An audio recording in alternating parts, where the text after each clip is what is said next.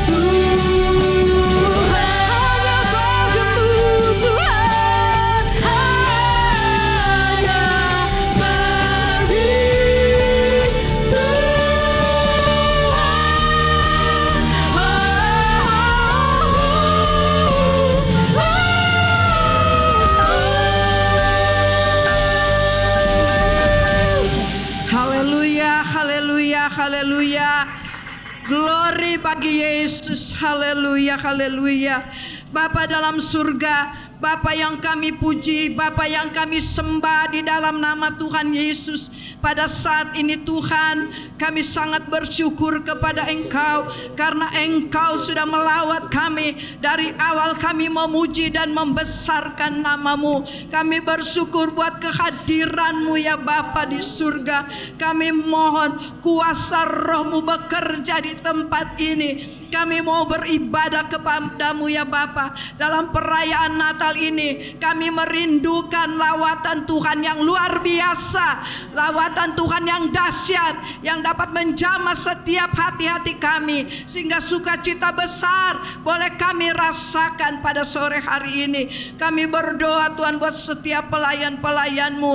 Engkau mau pakai mereka menjadi alat-Mu untuk hormat, kemuliaan dan kebesaran bagi nama Tuhan. Buat song leader, singer, pemain musik, pemain tamborin, bahkan hamba-Mu yang Kau sudah persiapkan untuk melayani kami dengan firman Allah. Kiranya urapan-Mu turun ke atas mereka, bahkan urapan itu mengalir di tempat ini, sehingga semua kami yang ada, kami boleh merasakan, menikmati lawatan Tuhan yang dahsyat dan luar biasa. Kami percaya Tuhan bahwa Engkau ada bersama kami saat ini, dan kami mau menikmati Engkau. Kami mau rasakan hadirat-Mu. Tutup bungkus tempat ini dengan kuasa darah-Mu Tuhan. Biar pasukan malaikat Allah mengelilingi tempat ini Tuhan, untuk kami dapat dengan tenang memuji dan membesarkan nama Tuhan. Kami percaya saat kami memuji Engkau, maka tidak ada roh lain lagi di tempat ini. Hanya ada Roh Kudus yang bertakhta dalam pujian-pujian kami. Terpujilah nama Tuhan. Kami serahkan ibadah ini dari awal, pertengahan sampai akhirnya ke dalam tangan kasih dan kemurahan Tuhan. Kami buka di dalam satu nama yang ajaib, nama yang berkuasa, yaitu di dalam nama Tuhan Yesus Kristus. Haleluya. Amin. Silakan duduk Bapak Ibu Saudara. Puji Tuhan. Bersyukur pada hari ini kita boleh dikasih kesempatan oleh Tuhan yang Maha Besar. Kita boleh berkumpul di tempat ini. Kami juga sangat menyambut untuk Bapak Pendeta Revi Awandatu beserta keluarga, serta tamu undangan, dan juga seluruh jemaat GPD Sukadamai. Mari kita sama-sama beribadah, memuji, meninggikan nama Tuhan pada malam hari ini. Haleluya. Mari kita mau naikkan Tuhan Raja Maha Besar. Amin.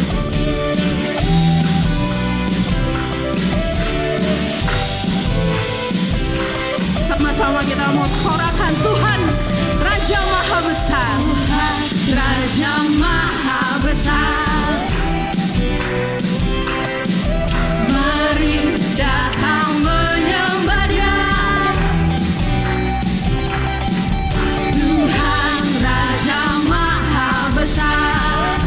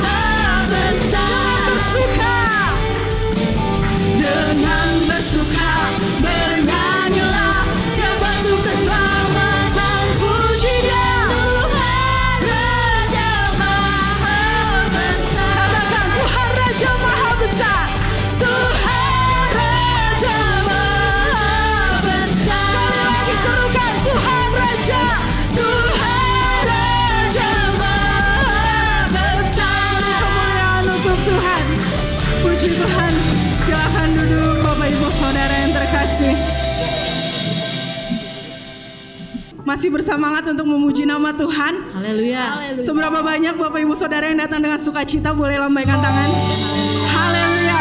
Mari kita sama-sama mau bersukacita karena kasih-Nya. Haleluya.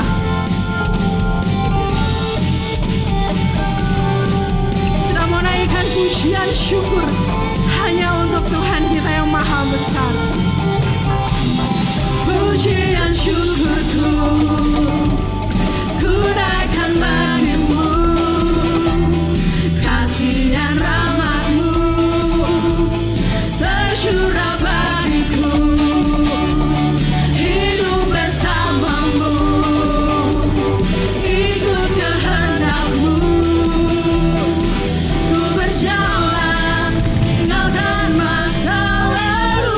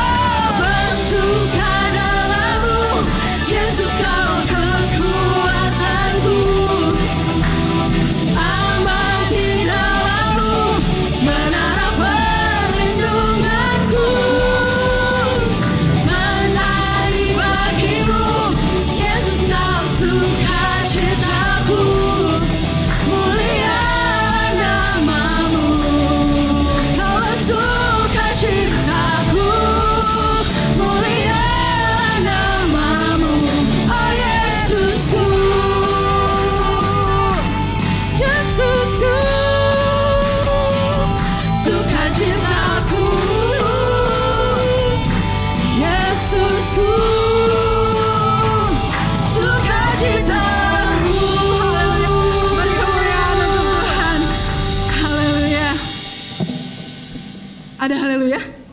Haleluya. Coba kita mau sorakan haleluya. Dari saya hitung sampai 3 ya. 1, 2, 3. Haleluya. Haleluya. Haleluya. Sekali lagi. Kita sebut haleluya 3 kali. 1, 2, 3. Haleluya, haleluya, haleluya. Haleluya. Mari kita mau nyanyikan. Hanya denganmu Tuhan kami bisa berjalan. Kita mau sorakan dengan iman. Kita deklarasikan kepada Tuhan.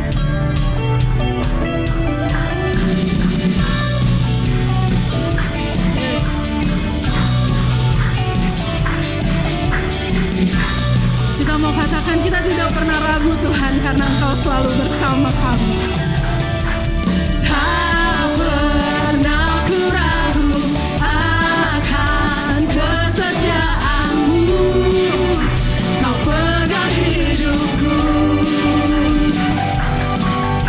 Sepenuh jiwaku ku yakin dan percaya. Kau tuntun langkahku. Yesus, Yesus Kaulah Raja dalam hidupku, berkuasa percaya untuk selamanya. Hanya Kau Tuhan, sumber kekuatan, kuasa-Mu tercurah bagiku senantiasa. Dengan-Mu Tuhan, ku kan berjalan dari kemuliaan sampai kemuliaan selamanya. Katakan takkan pernah ku ragu. Tak pernah ku ragu akan kesetiaan-Mu. Kau yang pegang hidup kami. Pegang hidupku. Sepenuh jiwaku. Sepenuh jiwaku. Ku yakin dan percaya. Kau tuntun langkahku.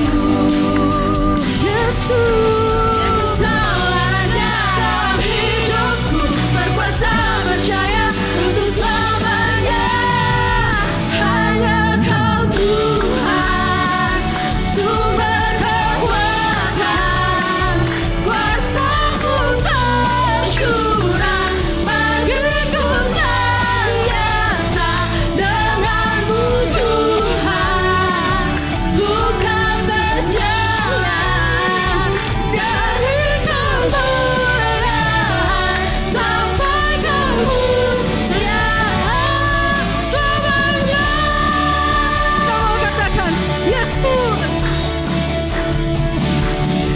Yesus Kaulah Raja dalam hidupku, berkuasa percaya untuk selamanya. Yesus Kaulah Raja dalam hidupku, berkuasa percaya untuk selamanya.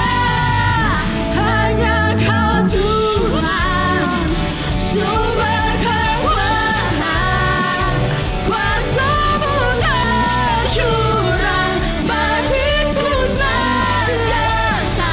Dengan-Mu Tuhan, berjalan dari kemuliaan sampai kemuliaan. Hanya Kau Tuhan, sumber kekuatan, kuasa-Mu tercurah bagiku senantiasa.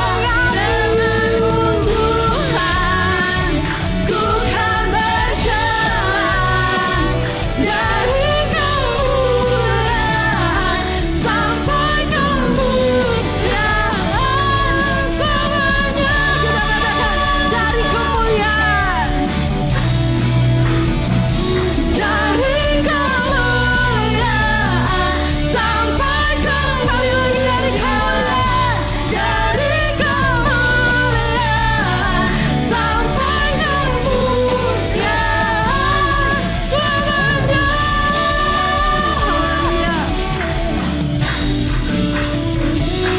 Terima kasih Tuhan. Saatnya kita akan menyiapkan hati dan pikiran kita untuk mendengarkan firman Tuhan. undang Roh Kudus untuk hadir di tengah-tengah kami.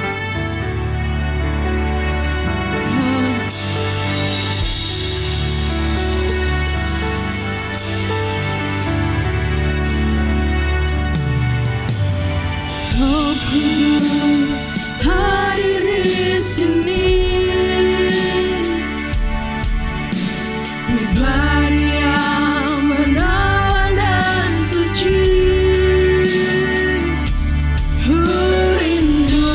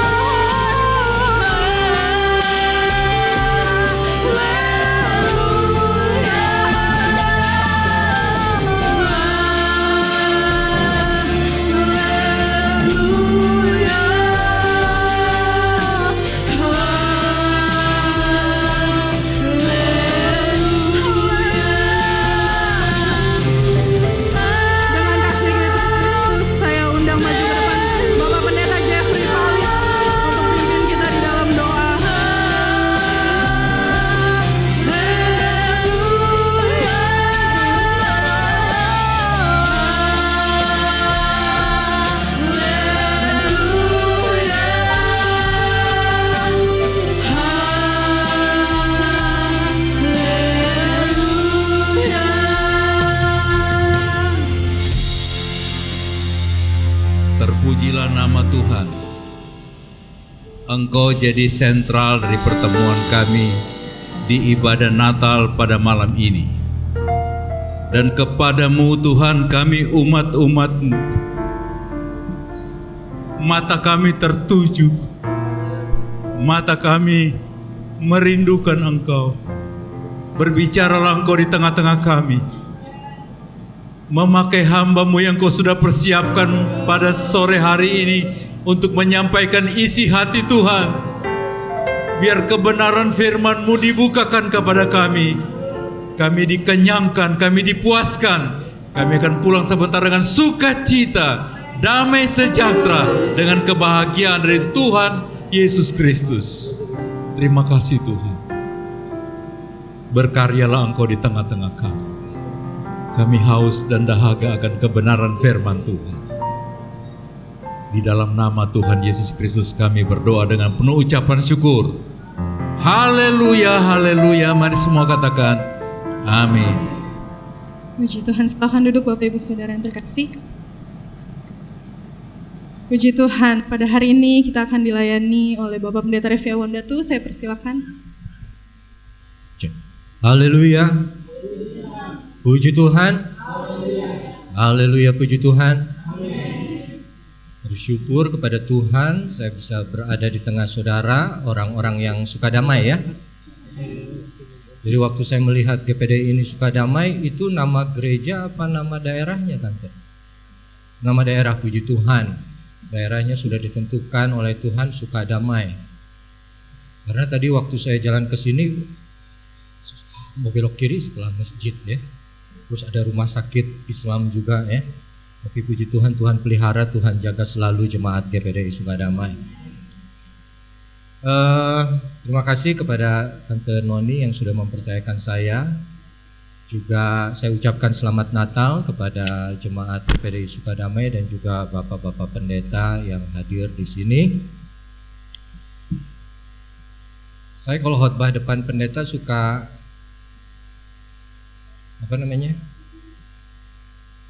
grogi ya, grogi. Soalnya kan khotbah apa yang mereka belum pernah sampaikan ya saudara ya. Tapi mari kita mau lihat ayat yang dipercayakan kepada saya ada di Zakaria pasal yang ke berapa saudara?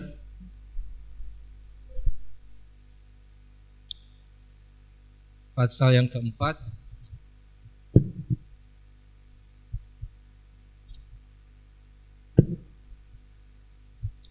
Ayat yang ke-6.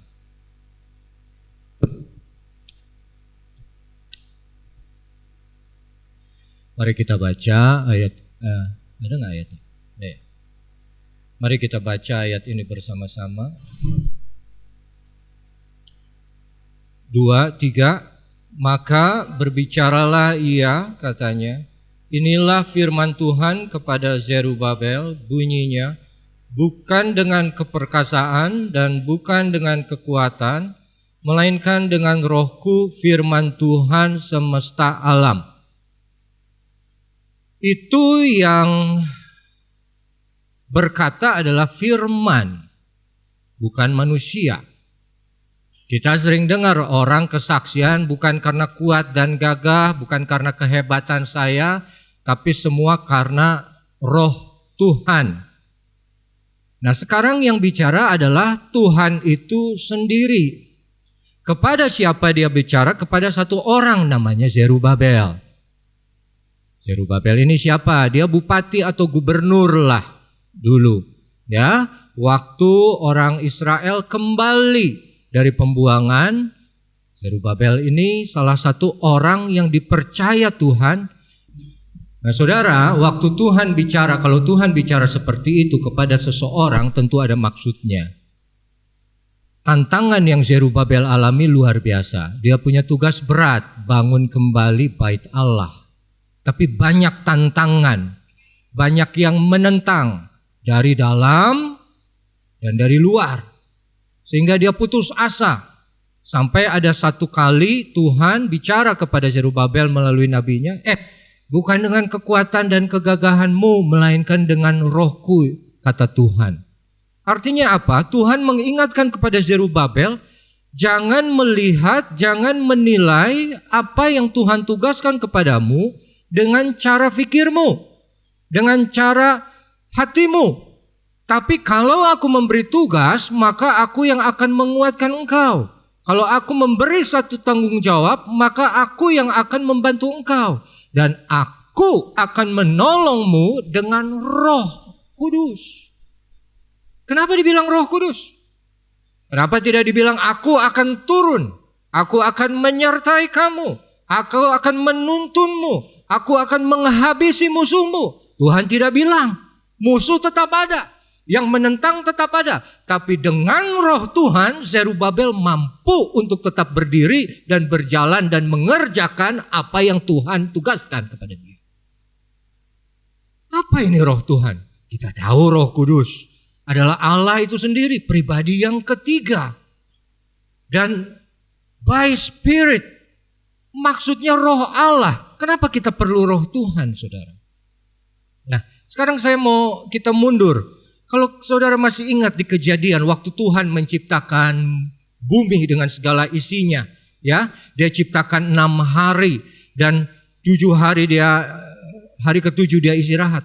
Hari ketiga itu dia pisahkan air yang di atas dipisahkan dengan air yang di bawah. Jadi ada cakrawala, yang di bawah dikumpulkan jadi laut. Dari laut dipisahkan dari darat. Setelah dipisahkan ada tanah, ada darat, dan ada laut, dan ada udara. Barulah Tuhan bilang tuh di hari ketiga, hendaklah tanah mengeluarkan tumbuhan, mengeluarkan pohon yang berbuah. Terus dibilang juga, hendaklah ada binatang yang bersayap yang terbang di atas. Lalu Tuhan juga bilang, hendaklah makhluk-makhluk hidup berkeriapan di dalam air. Airnya sudah ada? Sudah. Tanahnya sudah ada? Sudah. Langitnya sudah ada belum? Sudah. Baru Tuhan ciptakan ciptaannya makhluk hidup di atasnya atau di dalam tanah atau laut, air atau udara. Baru dibilang, mari kita ciptakan manusia menurut gambar dan rupa kita. Kejadian 2 dibilang, Tuhan membentuk manusia dari tanah liat, lalu menghembuskan nafasnya masuk ke dalam hidung. Yang akhirnya dari tanah yang mati menjadi hidup. Roh Tuhan dihembuskan kepada sesuatu yang mati dan jadi hidup. Nah, sekarang tanah ada lebih dahulu, air ada terlebih dahulu. Sebelum apa? Binatang yang ada di atas tanah. Sebelum ada ikan yang ada di atas tanah. Mampukah ikan hidup tanpa air? Tidak. Air ada tanpa ikan bisa. Mampukah seekor singa dan semua binatang yang melata hidup tanpa tanah atau daratan? Tidak. Tapi daratan bisa hidup tanpa itu semua. Mampukah pohon berbuah atau tanaman berbunga tanpa tanah? Tidak. Tapi tanah bisa itu semua. Mampukah manusia hidup tanpa Allah? Kenapa? Karena Allah yang ada terlebih dahulu, tanah ada terlebih dahulu. Yang ada terlebih dahulu lebih kuat daripada yang ada kemudian. Tanah, air, udara lebih kuat daripada binatang yang ada. Allah jelas lebih kuat daripada manusia. Itu binatang, tumbuhan tidak bisa hidup tanpa air dan tanah. Manusia bisa hidup tanpa Allah? Bisa. Sudah terbukti di dalam Alkitab.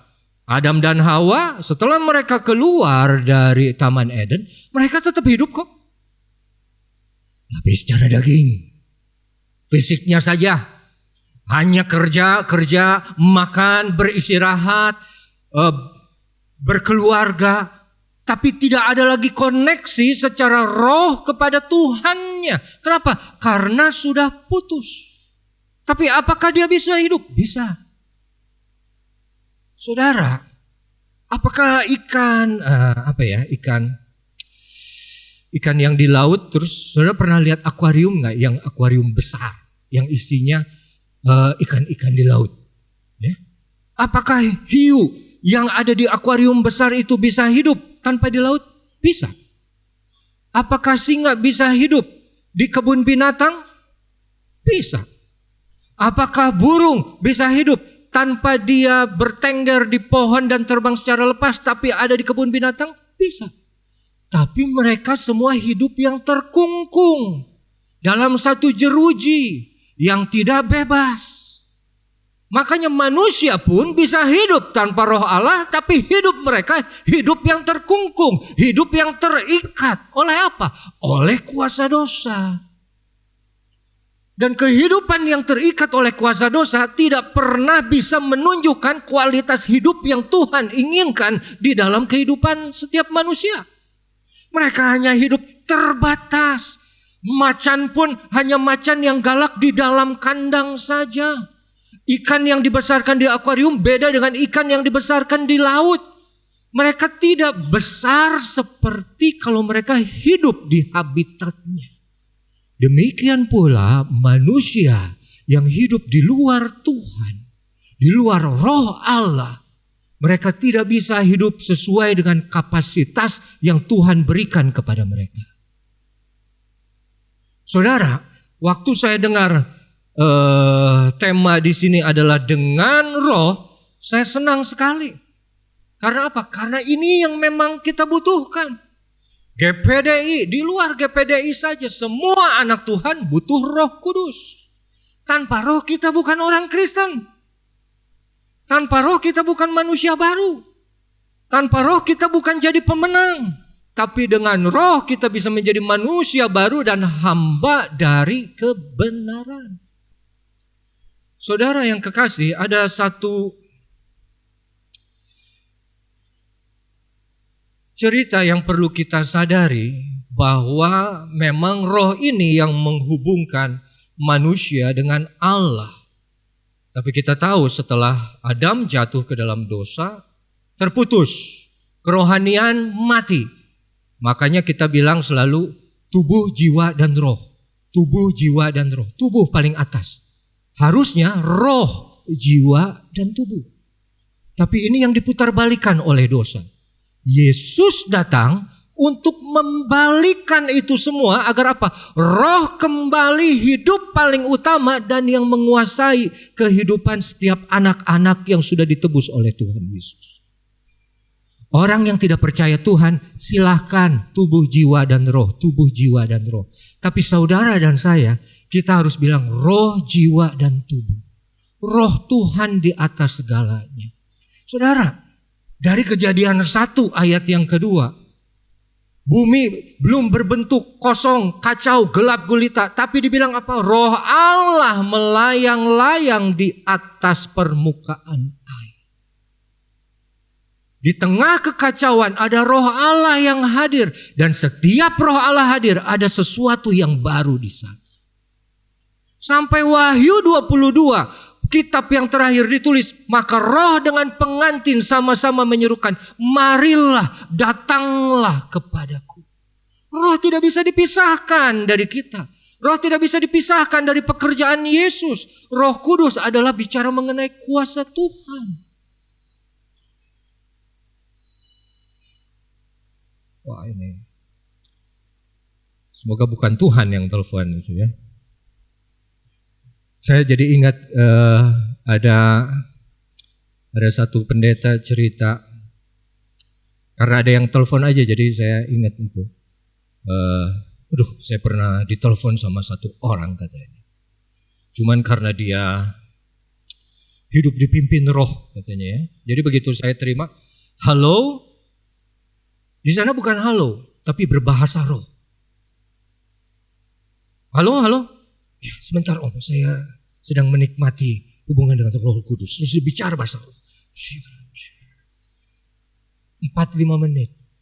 Baru setelah itu, baik om, saya mau bicara dengan om. Sampai segitunya ada orang yang dipimpin roh katanya ya. Mau telepon pun dia berbicara dulu berbahasa roh. Nah, saya tidak mau menghakimi apakah itu roh benar atau roh yang bukan dari Tuhan, tapi kita mau belajar apa yang benar dari firman Tuhan saat ini. Roh Kudus kita perlu. Kenapa? Karena Tuhan selalu memberi Roh Kudus kepada setiap orang yang dia percaya. Mulai dari siapa? Kalau kita mau lihat, mulai dari Musa, dia mau memimpin bangsa Israel. Masuk ke Yosua, dia pimpin juga bangsa Israel masuk ke Kanaan. Lalu hakim-hakim, semua nabi, hakim yang ada di dalam tanah Kanaan. Mau Gideon, mau Samson, semuanya dibilang dihinggapi atau diurapi oleh roh Allah. Kenapa? Tanpa roh Tuhan tidak mungkin kita mengerjakan pekerjaan Tuhan. Kalau kita memang dipercaya oleh Tuhan mengerjakan sesuatu, tentunya Tuhan akan memberikan satu kuasa yang memberi kita kemampuan untuk melakukannya. Apalagi kalau kita lihat, waktu Musa diberikan kuasa, dipimpin oleh Roh Kudus, terus dikasih tahu oleh Tuhan, ayo buatlah satu kemah sembayang untukku. Ada 2 orang, Bezaleel dan Aholiab. Siapa 2 orang ini? Mereka tidak pernah nongol sebelumnya dan mereka juga tidak nongol lagi setelahnya. Orang biasa. Tapi begitu roh Allah ada atas mereka, maka pekerjaan Tuhan mulai nyata di dalam hidup mereka. Membangun kemah sembahyang. Zerubabel membangun kembali bait Allah yang hancur. Tidak akan ada gereja yang sempurna tanpa Roh Kudus bekerja di dalamnya. Jangan sampai kata Tuhan, aku mengambil kaki Dian itu dari tempatmu. Kalau engkau tidak sadar, lihat kembali sudah berapa dalam engkau jatuh. Kembali bertobat dan lakukan yang dulu engkau kerjakan. Atau aku ambil kaki Dian. Kaki Dian bicara mengenai roh. Dan Roh Kudus itu intinya gereja. Seperti kehidupan seorang manusia, tanpa nyawa kita mati. Tanpa Roh Kudus, gereja hanya gedung yang mati. Begitu saja. Saudara yang kekasih, yang tadi saya bilang bahwa banyak tokoh-tokoh di dalam Alkitab yang diurapi oleh Tuhan. Sampai ada satu ayat juga kan, roh yang aku berikan tidak mendatangkan ketakutan. Bukan roh ketakutan, melainkan roh yang membangkitkan kekuatan, kasih, dan ketertiban. Saudara lihat, waktu Saul ini siapa? Saul ini siapa? Raja pertama orang Israel, Pak. Iya. Tapi dia tuh pengecut. Waktu Samuel datang mau angkat dia, mana itu Saul katanya? Nyumput. Tahu saudara nyumput? Orang Bogor tahu nyumput enggak? Nggak tahu. Sembunyi. Kok ada orang mau dipilih, diangkat jadi raja, sembunyi? Kenapa? Karena tidak ada roh Allah beserta dia. Takut dia untuk apa menerima tanggung jawab seperti itu. Tapi begitu roh Allah turun atas Saul, itu dia perang lawan tentara Filistin yang lebih banyak pun dia menang. Tapi yang perlu kita catat saudara, yang perlu kita catat ada satu ayat, coba kalau saya dalam 1 Samuel 16 ayat yang ke-13, memang kita tahu urapan dari Tuhan itu akhirnya hilang, roh Tuhan itu hilang dari Saul. Tapi di dalam 1 Samuel 16 dibilang saat Samuel mengurapi Daud, maka sejak hari itu berkuasalah. Apa saudara? Berkuasalah roh Tuhan atas Daud. Berkuasa.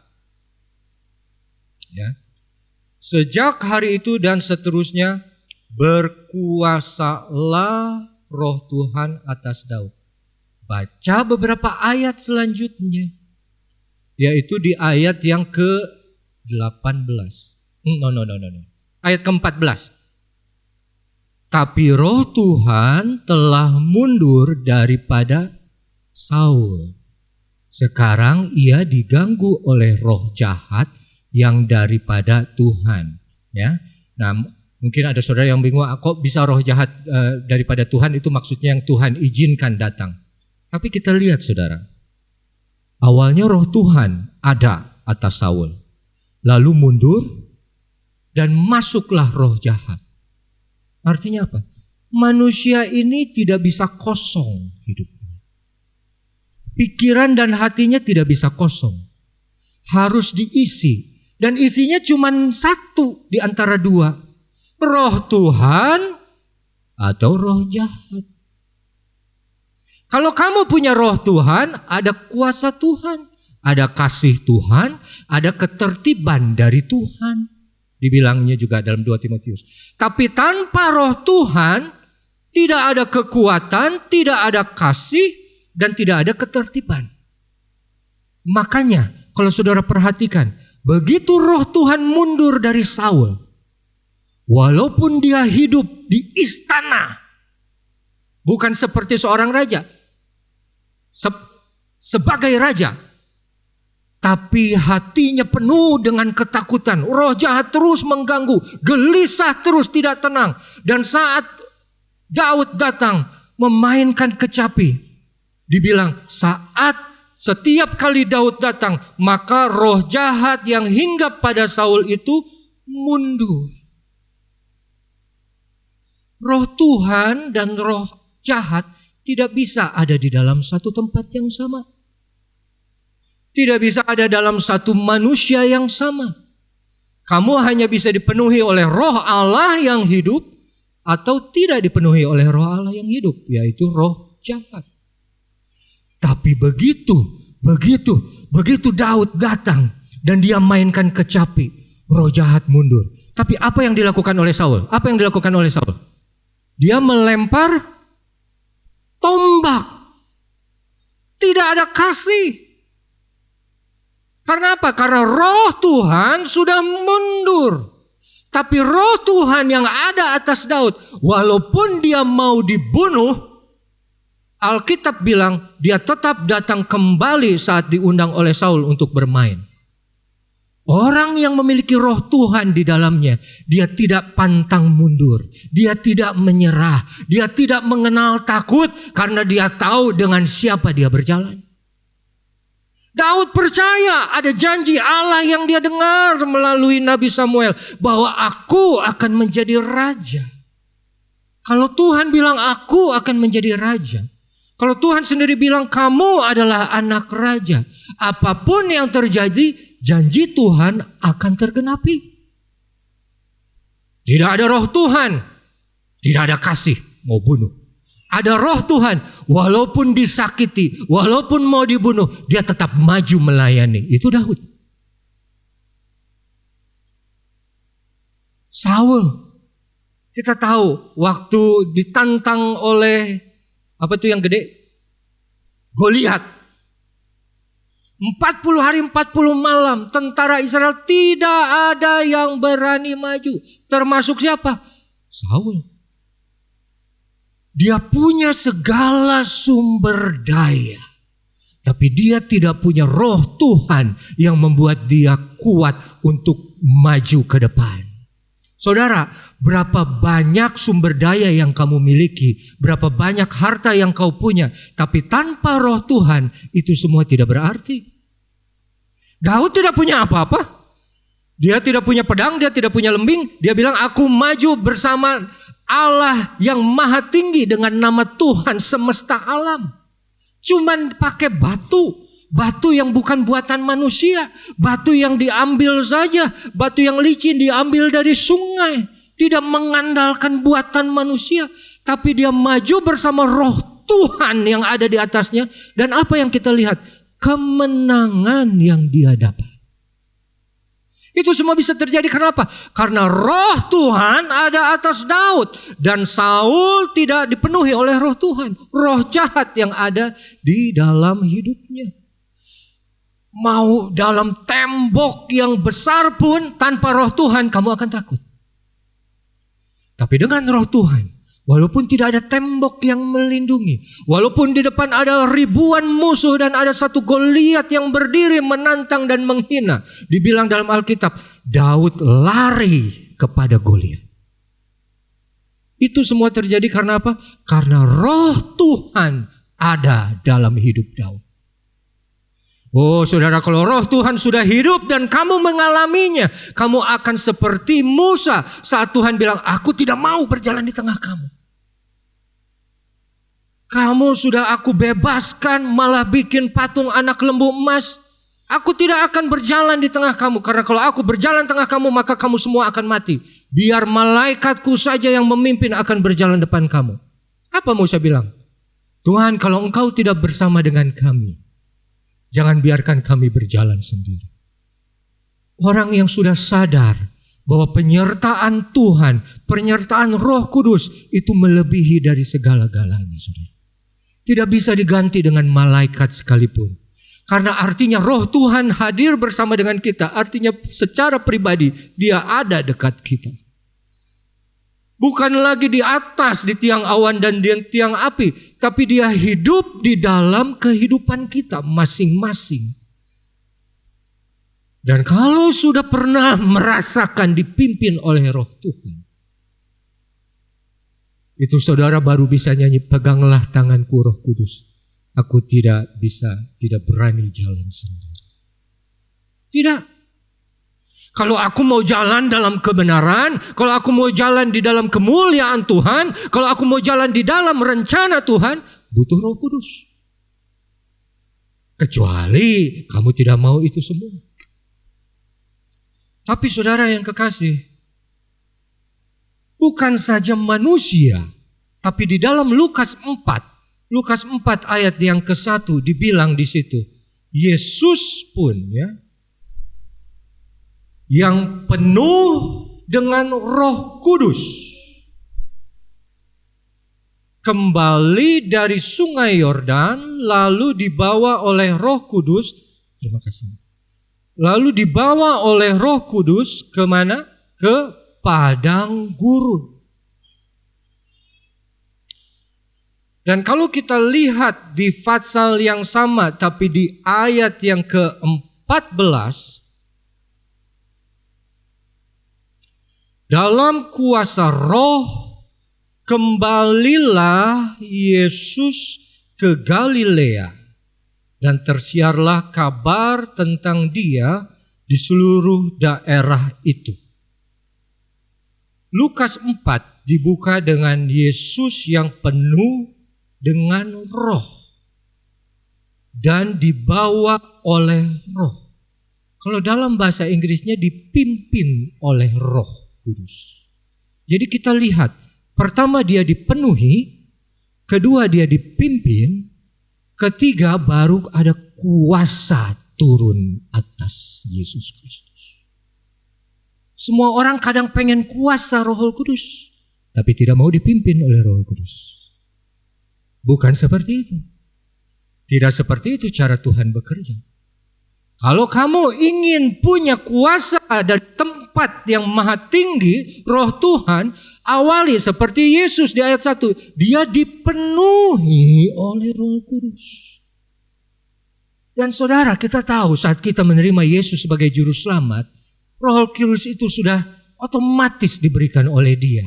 Menjadi roh yang penolong, penghibur bagi kita semua.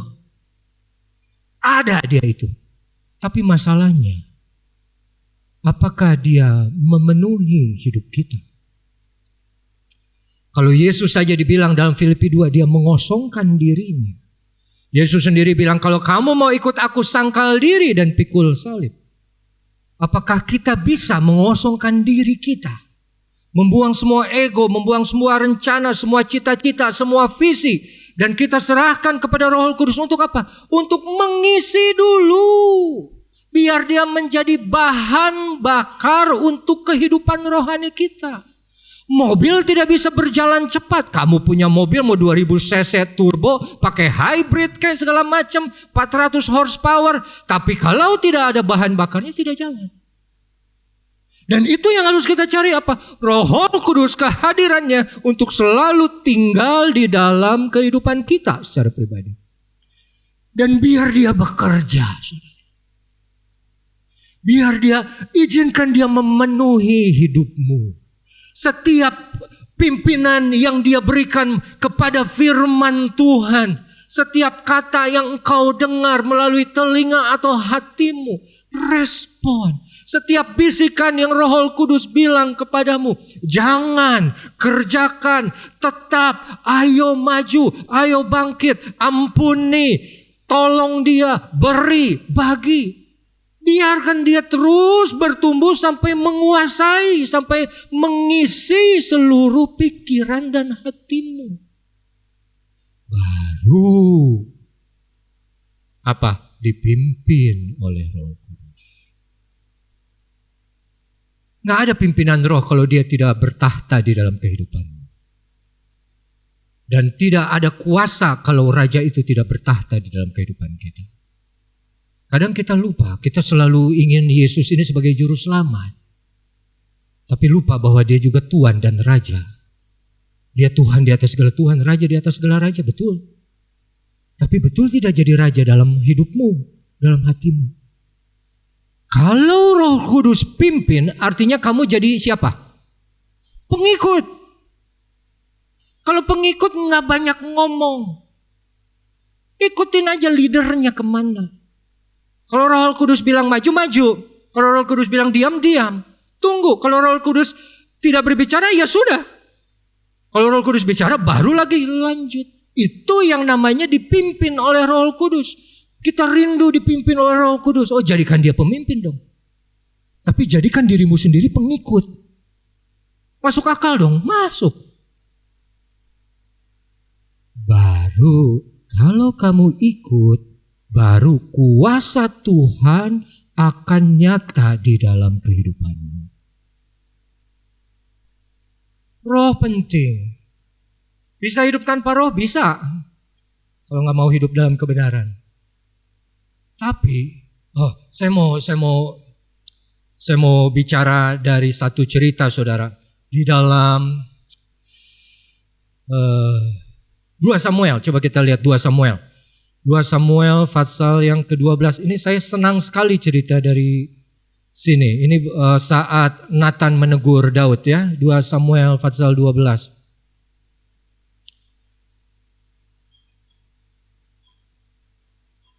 Ayat yang ke-15.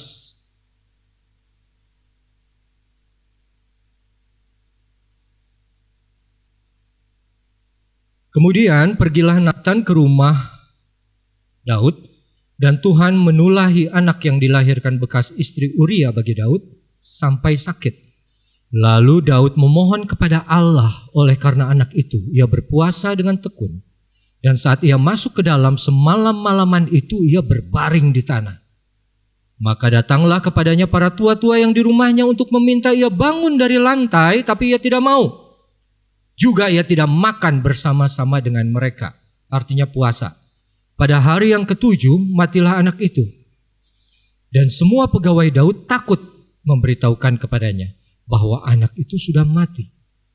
Sebab mereka berkata, saat anak itu masih hidup, kita sudah bicara kepadanya, tapi ia tidak menghiraukan perkataan kita.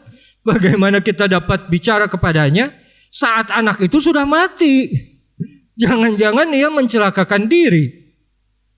Saat Daud melihat bahwa pegawainya berbisik-bisik, mengertilah ia bahwa anak itu sudah mati. Lalu Daud bertanya kepada pegawainya, sudah matikah anak itu? Jawab mereka, sudah.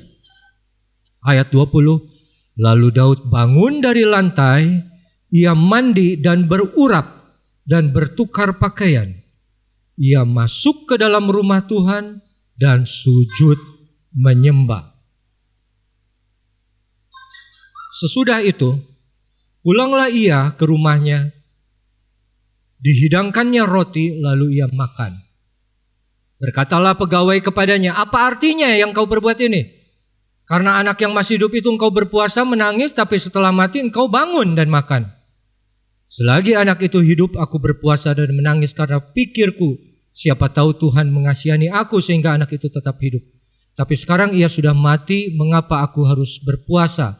Dapatkah aku mengembalikannya lagi? Aku yang akan pergi kepadanya, tapi ia tidak akan kembali kepadaku. Cerita bagaimana Daud menghadapi vonis dari Tuhan tentang anaknya.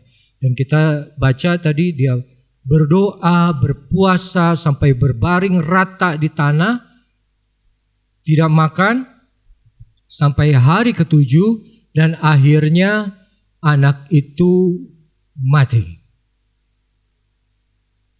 Dan yang kita aneh, waktu dia tahu anak itu mati, dia malah bangkit berdiri, dia mandi, berurap, meminyaki rambutnya dengan minyak, dan dia pergi ke bait Allah.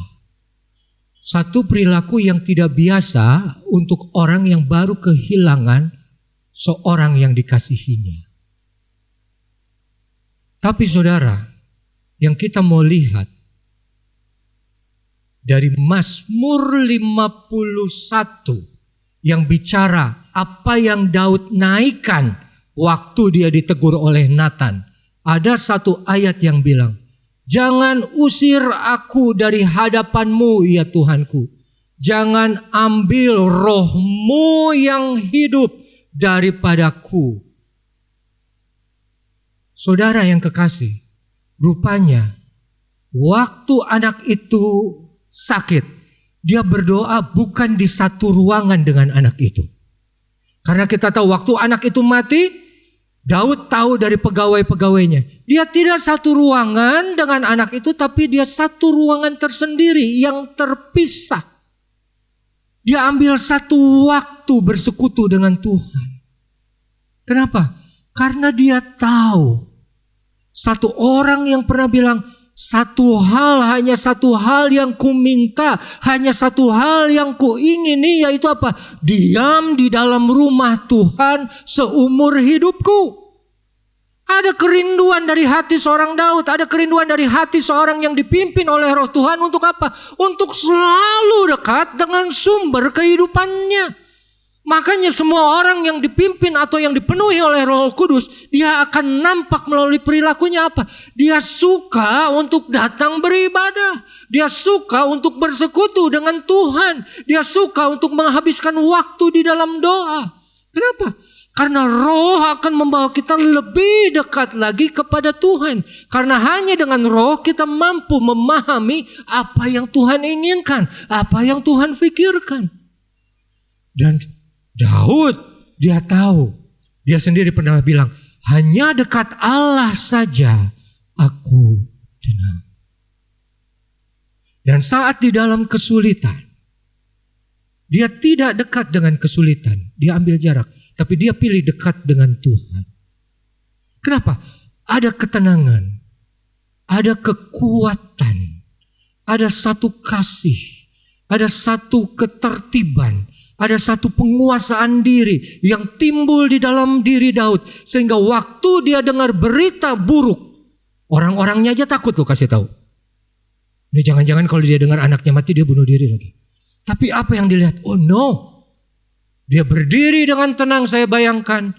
Dia maju keluar, dia mandi, dia meminyaki kepala, dan dia cari bait Allah yang pertama dia masuk. Roh Tuhan selalu membawa anak-anaknya untuk pergi masuk ke dalam rumah Tuhan. Makanya Yesus pun waktu umur 12 tahun, waktu dibawa ke bait Allah, hilang dia, kemana dia? Dicari 3 hari, ternyata ada di dalam bait Allah. Tidak tahukah kamu ibu bahwa disinilah aku harusnya berada? Saudara, Roh Tuhan diberikan kepada saudara dan saya, agar kita boleh memiliki kerinduan yang sama seperti yang Tuhan rindukan terhadap kita. Dia ingin bersama dengan saudara, tapi dia juga ingin saudara rindu bersama dengan dia. Dia rindu untuk tinggal di dalam hidupmu, tapi dia juga saudara rindu untuk hidup tinggal di dalam dia. Dan saudara, itu semua tidak bisa kita lakukan atau dapat tanpa Roh Tuhan yang kudus. Mungkin Daud tidak mendapat apa yang dia doakan. Mungkin Daud kehilangan seorang yang dia kasihi, tapi dia mendapatkan hati Allah yang sesungguhnya. Makanya Tuhan bilang kepada dia, pilihlah itu orang yang berkenan kepadaku, yang hatinya sama dengan hatiku. Terjemahan asli yang berkenan kepadaku artinya apa? Oh, Daud hatinya sama dengan hatiku. Hati seperti apa? Hati seorang Allah, seorang Tuhan yang rindu selalu dekat dengan ciptaannya, dengan umatnya, dengan orang-orang dia tebus dengan darahnya yang mahal. Dan itu semua tidak bisa terjadi kalau kita tidak dipimpin oleh Roh Kudus. Makanya dibilang Roh Kudus akan membawa kita kepada segala kebenaran. Roh Kudus tidak pernah berbicara demi dirinya sendiri. Roh hanya bicara mengenai apa yang Tuhan sampaikan melalui pribadi. Saya yakin GPDI Sukadamai, kalau saudara cari Roh Kudus, saudara selalu rindu dipimpin oleh Roh Kudus. Kuasanya akan bekerja dengan di luar pola pikir kita, saudara. Di luar apa yang pernah kita doakan atau kita rencanakan. Kuasa Tuhan jauh lebih besar. Saudara,